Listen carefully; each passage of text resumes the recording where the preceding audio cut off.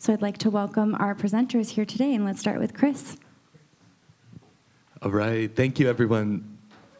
Yeah, there we go. So great to be here. Such a privilege, such a pleasure. My name is Chris Burns. I'm an intellectual property lawyer. At least, I guess in terms of how I make money, but definitely feel increasingly even more just like someone who likes to hike and play music. And I live in Spain. I'm from the U.S. of Irish ancestry and left the U.S. My partner's not from here. She's Lebanese and Spanish, and we moved to the mountains of Madrid for many reasons, including out of some land-backed political commitments and the like. I'm so excited, really, to get to be here, especially with Laurel and with Haley Maria, who I've just had the privilege of getting to work with over the past several years. I'll largely be wanting to just kind of get a chance to continue to learn from both of these amazing people. As a little bit of a background, though, to kind of the context that I bring, I'm an abolitionist in my kind of approach to the world more generally, and specifically with intellectual property. I do work on kind of theory building around abolitionist creativity.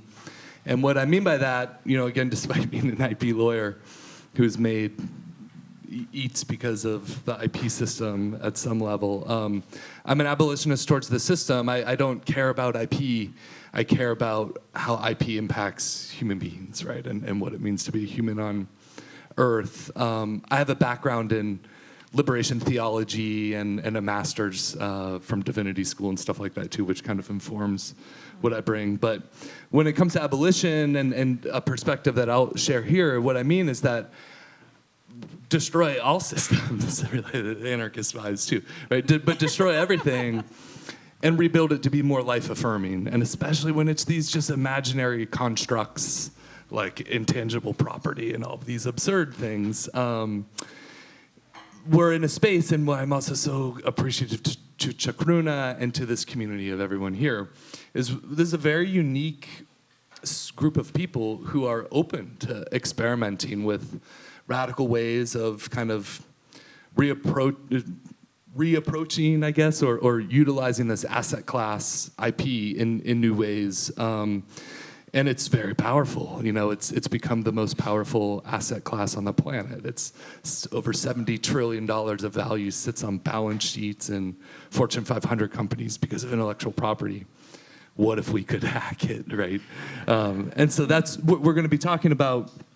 First, I think some context to how we've inherited the system that we have, and it's at least in my view, very much the modern system as a settler-colonial tool.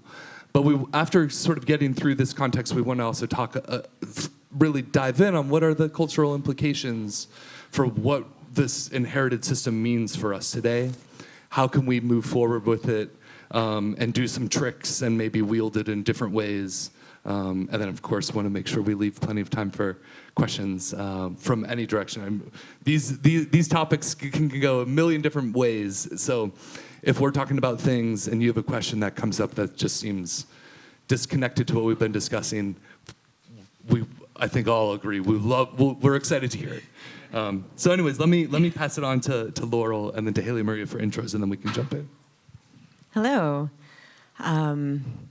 Well, I'll start with where I'm at now. I just moved back to San Francisco after a year and a half in Ireland, which was a very sort of visceral experience in seeing the remnants of colonization. Like, you walk past the post office in Ireland, and there's still bullet holes from the time when they were having their revolution. So that was I think, just relevant, visceral experience to be bringing into this.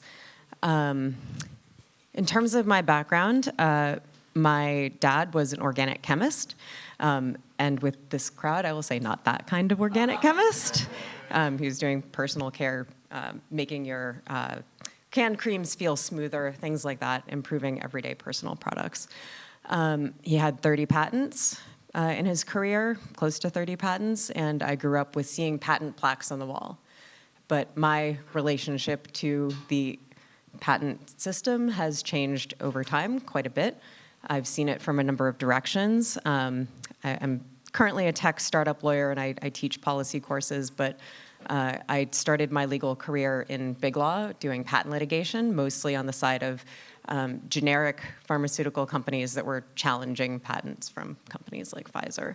And also, I have a unique background in international intellectual property policy from the World Health Organization, looking at the ways that the Global South countries were forced by the Global North to adopt patent laws that followed a certain formula over time, and then looking at were the Global South countries able to incorporate what are called flexibilities, just something that allows them to defend the sovereignty of their own public health systems and have compulsory licensing over essential medicines. So that's part of where I'm coming from. Hunak takame mchanyavu, amante tabote into tuitaiwe, inepo Haley Maria Salazar teak into ne yoeme into Sierra Madre po hoemem. May Creator bless you all. Greetings and good day. My name is Haley Maria Salazar. I go by Haley Maria. I am Yoeme, or also known as Yaqui, and also a descendant of the Sierra Madre peoples of Mexico. I grew up in San Diego, California, and I experienced the border life. I am a border child, and I spent a lot of time between the United States and Mexico in my youth. On my paternal side, my Yaqui side, I come from a lineage of pescadores, so fishing people. I spent a lot of time on the water. And then on my maternal side, medicine keepers. So I'm the medicine keeper for my lineage. I am the last person in my lineage to have any knowledge of our traditional ways, which is a huge responsibility and a huge honor. And so I've been living in the Pacific Northwest for a little over a decade now. My journey was a very circuitous one, but I have always found myself on the border between indigenous worldviews and trying to survive in this settler-colonial world. I received my undergraduate at the Evergreen State College in Indigenous Studies with a focus on Indigenous medicine and music.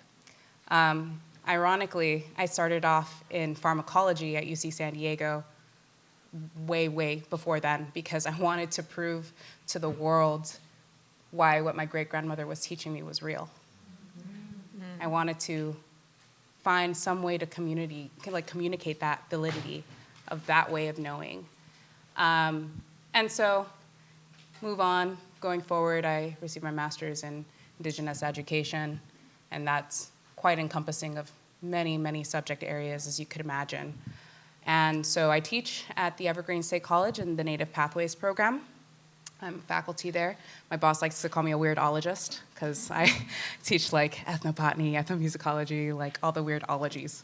And then I also teach in the Indigenous Traditional Ecological and Cultural Knowledge program at Portland State University. So here I am, yet again, a border child in these intellectual spaces, these frameworks of reality, and having to navigate between both of them, all of them. And so today, I'm looking forward to kind of acting as a translator between these thought worlds, and just seeing how we can reimagine these powerful containers of sacred knowledge into this framework that we're going to be talking about today. Chokotes Yavu, thank you all so much. It's an honor to be in this presence with all of you. Wow. Oh, thank you. Yeah. Well, I guess the first question, maybe Laurel, you could speak to this best first, but just maybe for everyone, help us all understand, like, what is the system that we have today? How did we get here? And where did it come from? And I know that's super broad, so feel free to hop in wherever. Of course, the history of IP is worth many textbooks. So we'll just try and hone in on the pieces that I think really underscore the cultural relevance for what we can discuss with Haley Maria as well. But yeah. Can you help get us from there to here?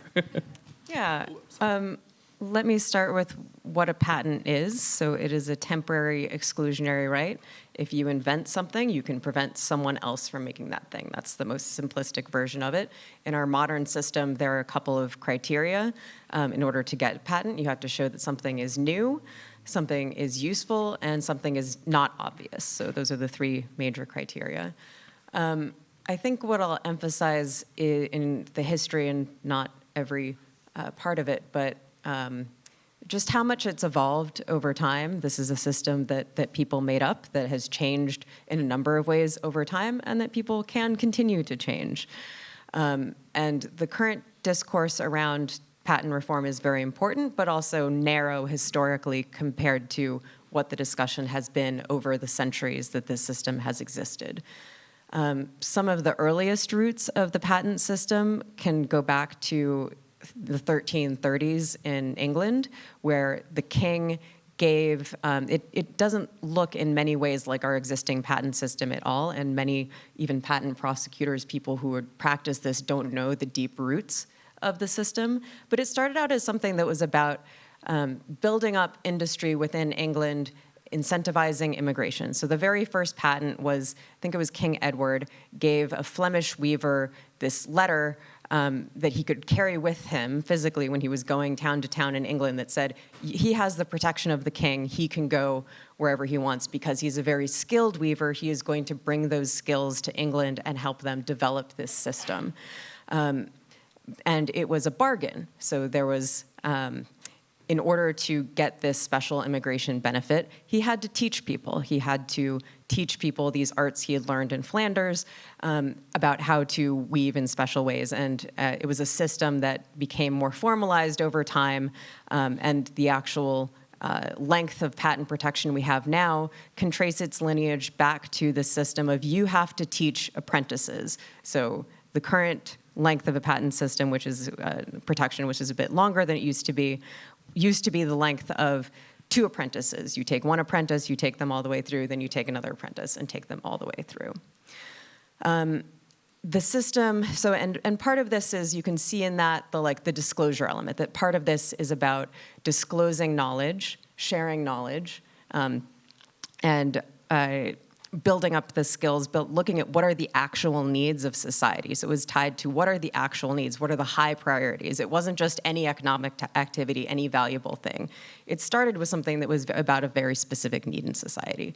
We've come a long way from that. Like, you see papers now that are like, sports moves should be patentable because they're economic activities. And it's like, is there a shortage of sports moves in society? Like, what is the great crisis that we're addressing?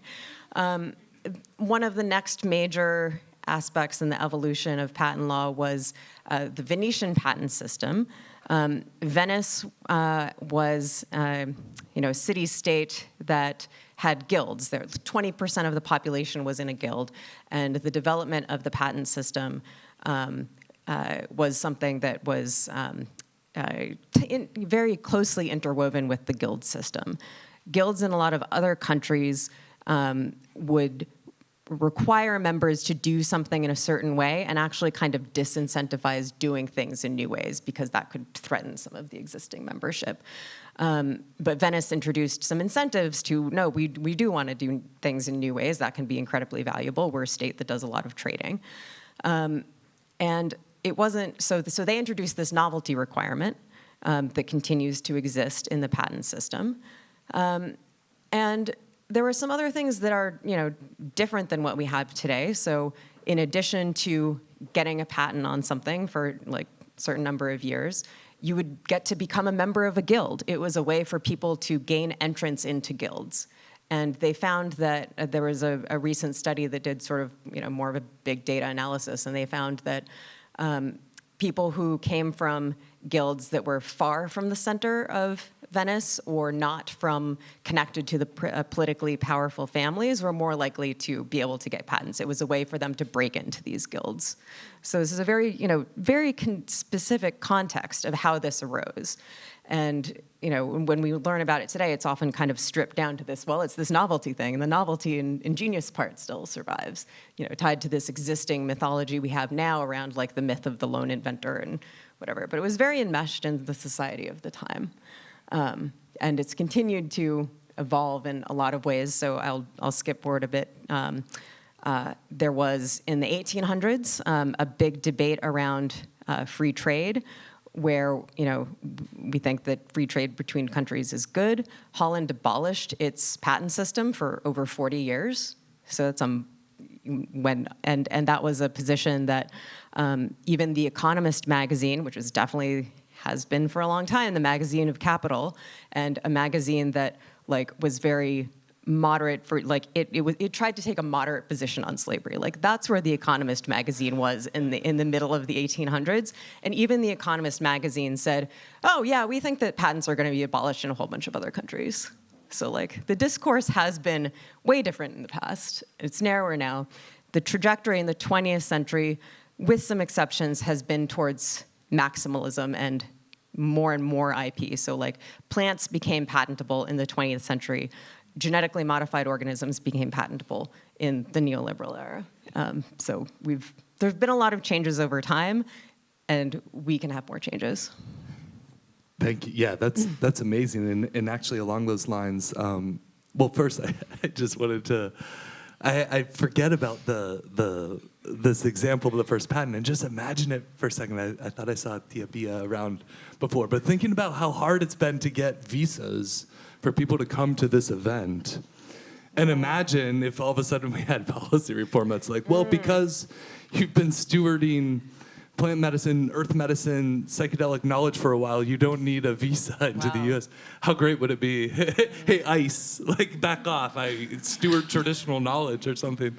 Or really just steward knowledge, frankly. Anyways, amazing. A further example of how immigration and the movement of people and then goods and now ideas as interconnected in international trade has this very interesting and vulnerable history. If we were to kind of occupy that space and start trying to create mischief there's a lot of room to create mischief. And there has been historically all the way to where the Dutch had abolished the IP system less than a century ago. But on top of patents, and thank you, I mean, I think people also typically think of patents in the first instance when we think about IP and psychedelics as being, people know sometimes about the story of ayahuasca being patented, things like this.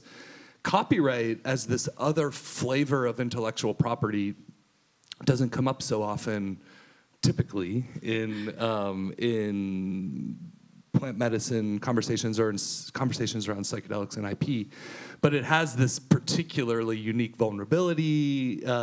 And wondering, Haley Maria, if you can speak a little bit about the copyright system and the system, the IP system, and as I think Laurel's described it too, this very, very narrow sliver of European culture and epistemology and ontology that wasn't even, right, not even consistent across white people in Europe, right? You're like, wow, this narrow, largely, thank you, England, Irish genes here too, that sometimes still comes out angrily. But so you see this, and all of a sudden it's imposed on the world. Copyright comes along with it.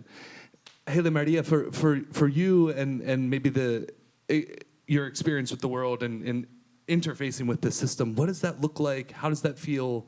And in particular, if you could talk a little bit about the copyright aspect as something that I think has motivated work you've done, it'd be really great to hear about that. Absolutely. Oh, and thank you so much, Laurel. That was an excellent review. So before I go into the copyright thing, I do want to talk about settler colonialism. My colleagues and mentors, Yvonne Peterson, sixth generation master weaver, Chehalis, and Gary Peterson, Skokomish elder, MSW, they developed this framework called the 5 Steps of Colonization. It's really quick. just so you can kind of get a little bit of a basis of where I'm operating from, the framework I operate from. 1, take the land. 2, take the resources. 3, take the legitimacy of thought. 4, take the governance. 5, take the children. So intellectual property operates, at least the system that you're talking about, Chris, on many different facets of that, especially when it comes to plants, right? Taking the land, right? That's part of it. We look at biopiracy, bioprospecting of our sacred plants, and land is being taken. Taking the resources. Resources are not just limited to tangible items. It's also our knowledge. It's our way of knowing and our way of being. That is a form of knowledge. And then governance. How are we controlling all of these different resources that are rooted from our relationship to land? So when we think about the intellectual property system and the copyright system and the implications that has around ownership, it's kind of difficult to not see the intellectual property system as it is right now as an arm of settler colonialism, if we examine the 5 steps of colonization. So when we look to trying to reimagine what the intellectual property system looks like, I mean, Laurel, you did a really great job of just showing how diverse our relationship has been with property and the ways in which, people are able to relate to different things, novel things, things that are emerging into our spaces and into our worlds. It's difficult because when we begin to hyperimpose a system globally and just expect that everybody will, follow the law of that's being hyperimposed on everyone, it's essentially perpetuating this settler-colonial framework of reality, which is really harmful to Indigenous communities. When we think about copywriting, and I'm not a lawyer, so just know the way that I'm going to be talking about this is a little bit different. But kind of calling back to what you were saying, Chris, like, how do we hack this? How do we hack this? Because in order for us to survive, we have to operate within the systems of legitimacy, right? Because then otherwise we're at risk of many, many horrible things that we've seen across history, So how do we hack it? How do we validate the Indigenous ways of knowing and being in relationship to land and to sacred plants and to sacred knowledge? We hack it. We absolutely need to do that. And so copywriting is something that you can do. Like, you create a new art, right? You can copyright it. Okay, this is mine. And you can decide what terms you want. Like, anyone can hang out with this thing that I just created, or like, you have no rights to it because I copyrighted it. Everybody can kind of decide at what extent they want to engage the intellectual property system. But what happens if we hack this system and tweak the language, and we get as many voices together to co-create the language of how we want to be in relation with what is emerging from the land and from the ways that we relate to the land? So I kind of feel like that's a little segue into some of the work that I do in addition. In my free time when I'm not teaching, I run a nonprofit organization called Copyleft Cultivars. It's a nonprofit I co-founded just a few years ago. And one of the things that we were doing, and thanks, Chris is our general counsel, we were trying to figure out how do we navigate the intellectual property space when it comes to plants. Because with over 10 million species of plants at risk of extinction, and we have these corporations coming in, creating these monocultures, not only on the land, but in our economic systems. How do we insert this viral way of relating in the system that is dominant and make these new ways of being and relating the dominant way? So we created what is called the freedom bag tag terms. And I want to kind of tie it back to what you were saying with the novel, what makes a patent patentable, right? It has to be something new. It has to be something different. It has to be something that you can't just quite see or expect it to be, this whole new thing, right? So with plants have signatures that you can't see with the naked eye oftentimes, and that's their genetic code. Now, if we think of genetic code as a form of art, and art can be copyrighted, how can you hack that system to protect the expression, the artistic expression of plants with their genetic code? So, copyleft. Now, copyleft is a little bit more of a radical way of engaging with the copyright system. I kind of want to let you speak to copyleft and the language of that. I'll come back to this after you explain that. Great. I'll do a really quick tour, and I know we're running short on time, so I won't go too deep in. But in short, as Haley Maria was mentioning, so copyright, thanks Disney, went so far that it applies automatically to everything. So I scratch, right? Whatever. I have some claw marks now on my pants. This is automatically copyright protected. If someone wanted to come up and take a picture of my claw marks and put them on a T-shirt, I don't have to do anything. I can block them from. Copyleft software, open source software. People are perhaps familiar with Creative Commons. We're familiar with these ideas. These all are built still. They rely on copyright, actually. And what they do is they invert the logic to say, exclude the exclusion, so to speak. I'm going to wield my right to exclude, this fundamental right, the IP right. And I'm going to exclude people from privatizing what they take on top of others. Or I'm going to put in, you just flip into the world of private contract, and you can think of viral licensing language that is an infinite space of creativity to say, if you take this, if you use this, if you do anything, use an adhesion contract, then like what we click through all the time to use any terms in service. If you do this, then you must accept, insert. And now we can invert the logic from intellectual property, exclusivity, all this stuff, to double negatives actually in law can make a positive. And you can impose duties of care, things that are much more aligned with abolitionist worldviews, indigenous worldviews, human worldviews, things that are about care of real substance, material care, solidarity, mutual aid, rather than exclusion, fear, and expensive lawyers for imaginary property. But copyleft uses this in this freedom backpack, yeah. So I have here blue corn seeds, heirloom blue corn seeds.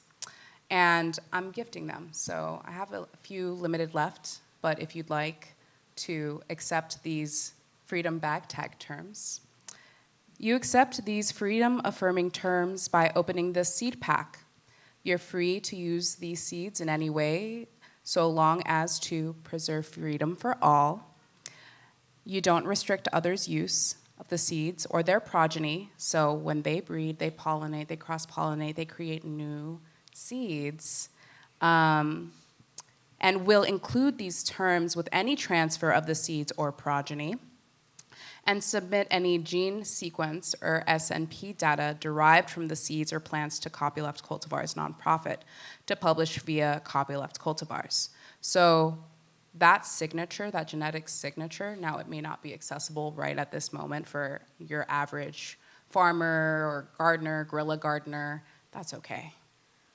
But we will be able to keep track of the genetic sequence and its evolution across time and space. But when it comes to plant medicine, things are constantly adapting. They have to adapt to survive. And through that adaptation for survival, we see new genetic expressions.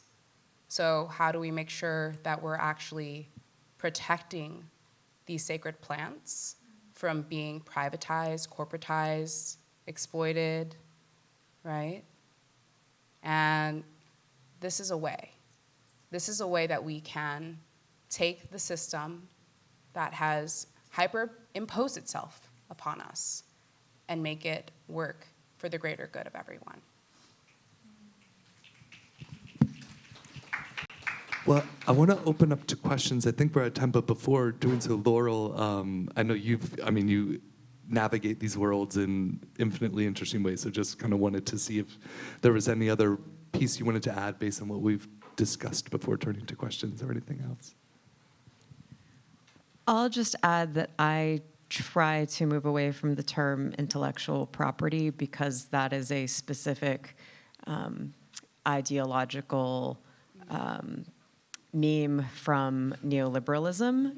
So if you do, this was a phrase that did exist, in the 50s or before. You can find it in articles. But if you do a Google Ngram search, which is frequency of a term in books and articles, it's very stark that the term is like this, and then 1980 happens, and it's like that. Wow. So, and I think part of that ideological project is so patents, copyrights, and trademarks are the things that are bound up in IP. And I think part of what is going on with trying to tie those things together is that trademarks are essentially infinitely renewable, whereas patents have a 20-year term, essentially. Copyrights have unfortunately been extended for much longer. But I think it's trying to build those things up to these should be forever. And the concept of calling them property, they're not exactly property. They're different. You can't, pass down these things to your children forever. They have a time limit. So, I try to move away from that because they are distinct things, and I don't want to unconsciously buy into a particular ideology when I'm talking about them. I still slip into that habit, but it's I try to move such away an from important point, and one I actually really, as you mentioned, I really should adopt, because I completely disagree with the construction of imaginary property to begin with, right? It's hard for me in a million ways. So yeah, I think that is important, and especially in recognizing better language that can be used. I know it comes up oftentimes too where IP lawyers, some IP academics will say it as no, I'm a copyright lawyer, I'm a patent right lawyer. IP have different policy rationales that go into it, which is true. But then there's this broader point too of and they're still all imaginary rights to exclude. What can we do? And sacred knowledge gets wrapped up in the outside of the very particular cultural sliver that has engineered and imposed the existing IP system. Sacred knowledge, of course, has always been in a space that I think anthropologists recognize as being there's a concept of certain knowledge that shouldn't be made known to everyone all the time immediately. That seems wise, right? That wisdom permeates, I think, the species or something. And there, too, it lies an interesting intersection, I think, between navigating language and how we confront the IP system and its current construct and the new future and, radical imaginaries that we want to move forward with in language there. I certainly don't have any great ideas for better terminology and would love to hear some. But maybe too, I guess, should we open up to questions if anyone has any, including suggestions for better language?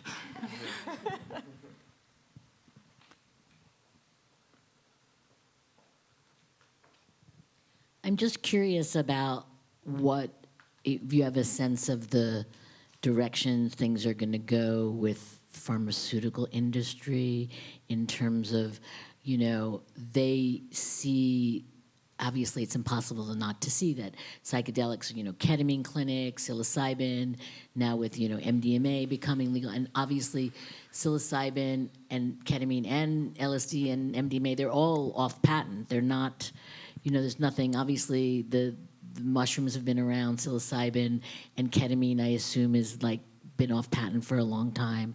And, you know, is there a sense that the pharmaceutical industry is there a fear they're going to try and take advantage by creating new, slightly different compounds, which is sort of their strategy with most drugs, is like you tweak something slightly and then you can get patents for another how many years and charge more and sort of try and convince doctors that it's much better than the generic, even though it isn't. And just, if we think about the beautiful power of psychedelics to heal, and this, you know, situation we're in where how do we get widespread use when the whole medical system relies on this pharmaceutical to doctor patent system? They are patenting mushrooms, yes. And they are these companies that are doing these patents of mushrooms that are being bred. You can breed new mushrooms with psilocybin-containing mushrooms, and they do have different genetic expressions. And what these companies are doing is they're working with the states, and when they're working towards legalization of psilocybin for therapy, they're saying, hey, you should only allow for these clinics to administer this specific patented mushroom. So we're seeing it now. Mm-hmm. Yeah, we're seeing it now. Yeah, and I'll give a specific example that ties in with this. So for ketamine,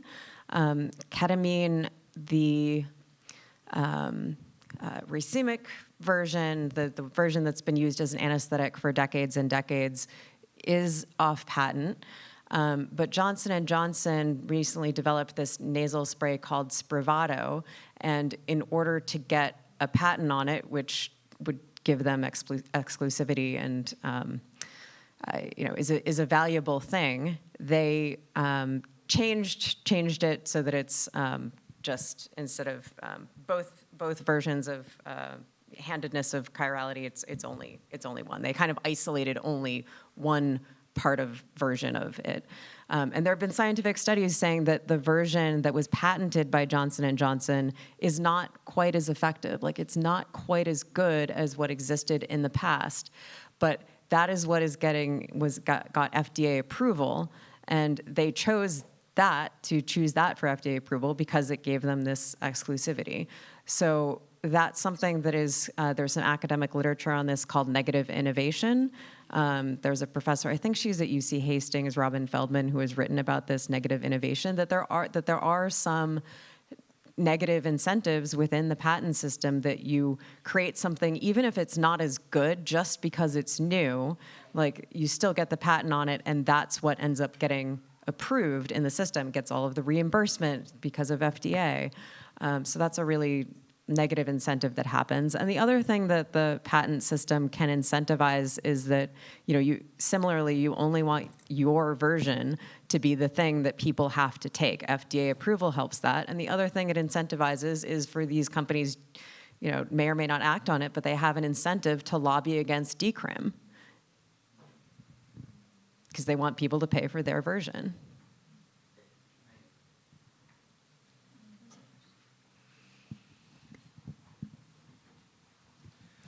I'm curious to know your thoughts on a system that would be one of fairness, that would protect, both the physical property and also the, for lack of a better term, intellectual property of tribal groups and indigenous groups who have plants, songs, designs, and patterns, because I certainly understand the criticisms of these are all invented things and they're imaginary and we're, exploiting them so that a small group of people can make a lot of money. But in the kind of copyleft dialogue, there's also this ability to have a system of fairness. And I'm curious on thoughts of things that are legal systems and imaginary laws, but that could help the people who develop these things in fairness instead of external exploitation. I'm happy to give an example.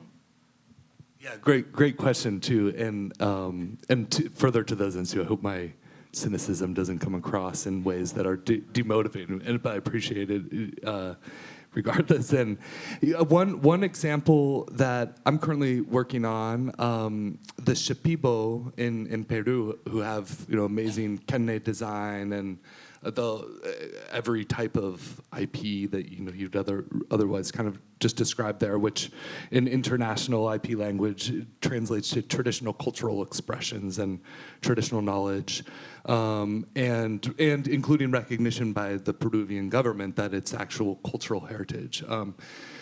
At least parts of that. Of the Shipibo have organized into a tribe with a president, I think a president is the term they use, and want to use a free market outbound licensing system to drive revenue back to the tribe for licensing out patterns of kenne design and things like this. And that's happening. And so actually, this Web3 project I'm involved with called PsyDAO, a psychedelics DAO, has a token that they created that is licensed through the Shipibo, allows the token holder to sub-license subject to a veto right from the tribe, such that if someone were to take sacred kenne design and want to put it on something inappropriate, the tribe can say no, and the license doesn't allow it. But anything they do, and people like this because they kind of get to be out there, like they're the ones with this unique kenne design, and they get to go out and try and license it, and maybe people, hey, I like that. Okay, cool. Let me put it on a shirt or something that's appropriate. And 20%, then a hard-coded amount of royalties all flow directly back to the tribe for things like this. There's so many problems, of course, that continue to come up around this, including, many things beyond my position to speak towards when it also comes to tribal knowledge, and then you're trying to allocate distributions and stuff like that. Obviously, it's not where I sit in. But that's an example one of people engaging, saying, look, yeah, this system, maybe sharing the like, this is the one I'm stuck with, and here's all this stuff, but how do I use it to change my material reality? And here is one. And I think copyleft, at least Haley Maria, what you do, I find inspiring in this. Well, I thought as far as the material element of it, because I'm more so in the intellectual, indigenous knowledge systems. That's what I studied extensively and continue to study. When it comes to how do we engage in different mechanisms to protect indigenous knowledge systems, I think first and foremost we need to understand settler colonialism and the impact that has on indigenous communities. Data sovereignty is another element. How are indigenous communities engaging in how they manage their data, and how are we supporting them through that? And then if you kind of bridge those two concepts with a physical, material world with indigenous knowledges, I was at the ATNI conference up in Portland, Oregon, and I had presented on copyleft cultivars, and I had an elder come up to me and he said, we have these tobacco seeds. They're sacred tobacco seeds. They're used in these kinds of ceremonies. We want to share them with the world. We want the world to know about this kind of tobacco, but we don't sell them. And there's no, we don't want to share them with the world because then they're gonna be sold, and people don't understand that we have a protocol around how this is shared. And obviously the knowledge that is imbued with the tobacco medicine, right? That's a concept that is really difficult for a lot of people in the Western world to understand. And so when we were talking about copyleft, I was like, wouldn't it be cool if we had an indigenous advisory board, if you know anybody who would like to participate in these conversations, really, to figure out what kind of language do we want to apply? If we can copyleft something, and then we have additional factors that come into play, additional little sticker labels or something that come in. Maybe it's something around these are not to be sold, these are to be gifted. What does that language look like? And I think it's something that we really do need to be having conversations about. It's very new. It's very new to be considering how can we protect these ways of knowing and these ways of being within these systems? And so that's why I'm really grateful for Shakruna for having us to have this conversation.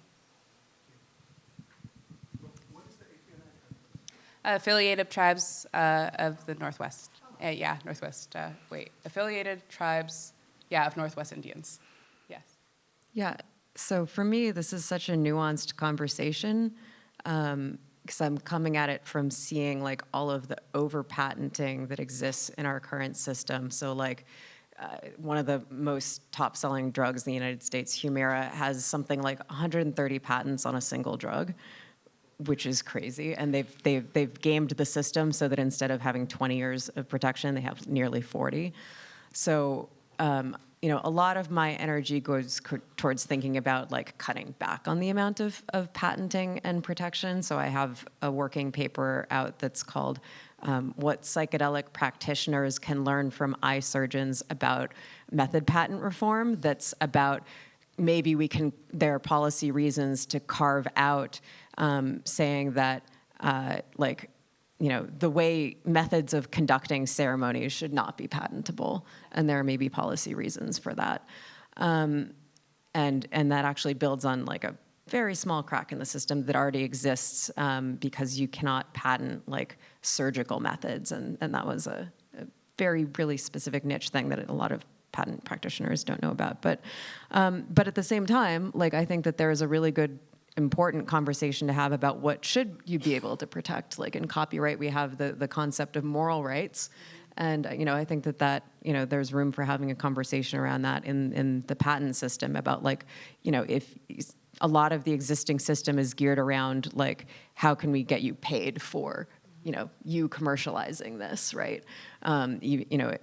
Maybe, saying the existing system is biased towards saying Indigenous groups should get paid, they should be commercializing these things.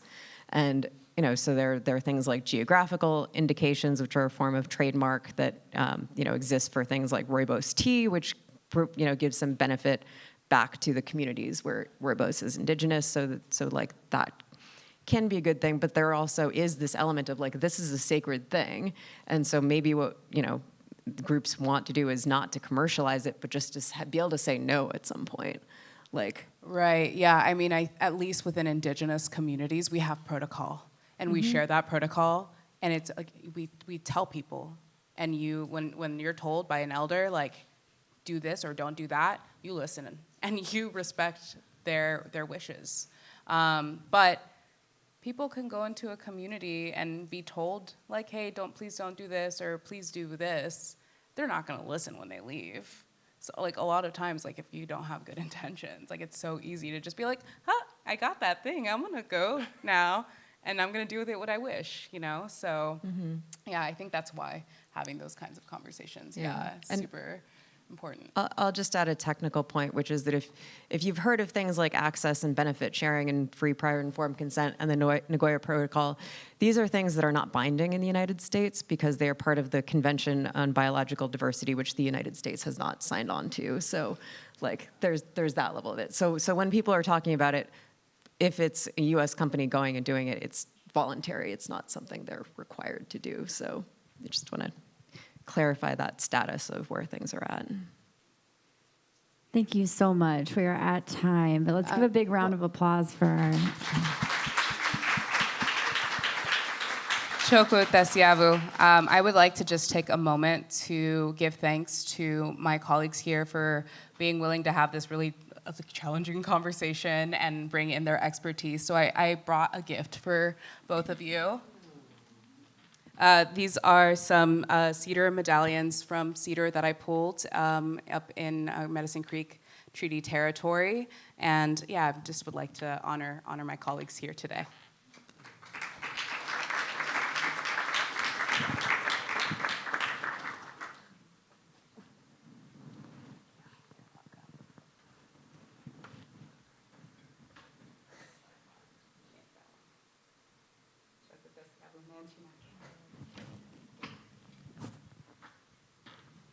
Thank you. Where can people find you? Copyleftcultivars.com, at Copyleftcultivars on Instagram, and on LinkedIn. You can find us on LinkedIn. And yeah, I'm a state employee in 2 different states, so I'm pretty easy to find. I'm on LinkedIn. Thank you all so much for being here as a part of this conversation. We're going to take a lunch break, and we'll be back in this room at 2 p.m.